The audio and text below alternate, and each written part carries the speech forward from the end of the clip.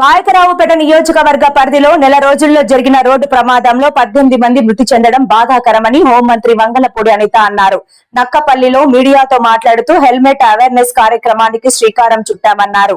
Road ప్రమాదంలో ఎక్కువ మంది హెల్మెట్ ధరించకపోవడం వల్లే మృతి చెందుతున్నారని అన్నారు. సురక్షిత రోడ్లు సురక్షిత జీవితం అంటూ హెల్మెట్లతో ర్యాలీ. హెల్మెట్ ధరిద్దాం, సురక్షితంగా పయనిద్దాం అంటూ నినాదాలు. వాహనదారులకు హెల్మెట్లు పంపిణీ చేసిన హోంమంత్రి అనిత. హోంమంత్రి వంగలపూడి అనిత కామెంట్స్. చాలా మంది 2 లక్షల రూపాయల విలువ గల బైక్ ను వాడతారు గానీ హెల్మెట్ ను ధరించరు. ద్విచక్ర వాహనం నడిపే ప్రతి ఒక్కరూ ఖచ్చితంగా హెల్మెట్ ను ధరించాలి. ప్రాణం చాలా ముఖ్యం. ప్రాణం కన్నా ఏదీ ఎక్కువ కాదు. పాయకరావుపేట నియోజకవర్గంలో ఒక నెలలోనే చాలా రోడ్డు ప్రమాదాలు జరిగాయి. చాలా బాధాకరం. ప్రతి ఒక్కరూ ట్రాఫిక్ నిబంధనలు పాటించాలి.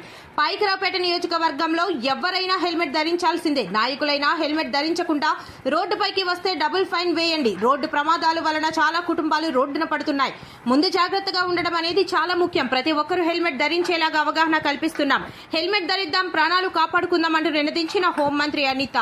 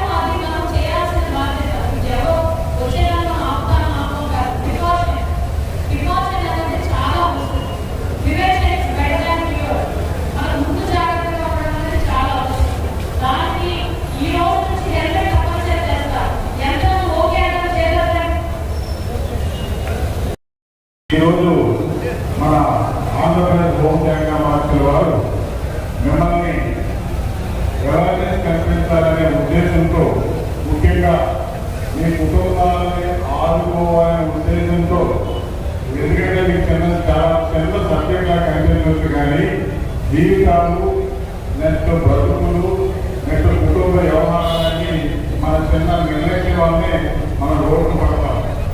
అట్టి సందర్భంలో మనం ఎవరు తీసుకోవాలో ఏంటి అర్థం కాక అందరూ చాలా ఇబ్బందులు పడతాం.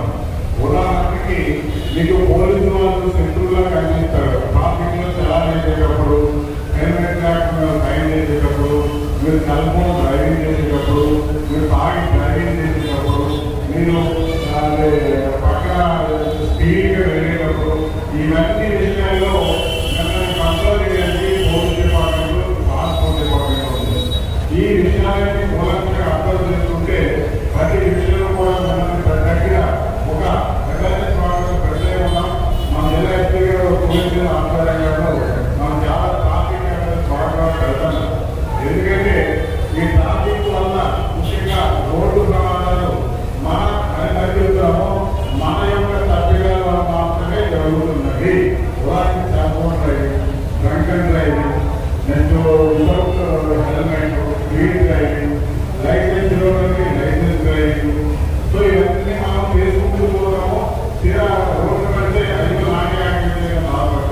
సో దయచేసి ఈ ప్రోగ్రాము చాలా ఇప్పటికీ చాలా మంది చనిపోయారు. రోజుకి 3-4 ముఖ్యంగా కార్యక్రమాల పక్కన నుంచి అనకాపల్లి వరకు రోజు చనిపోతున్నారు.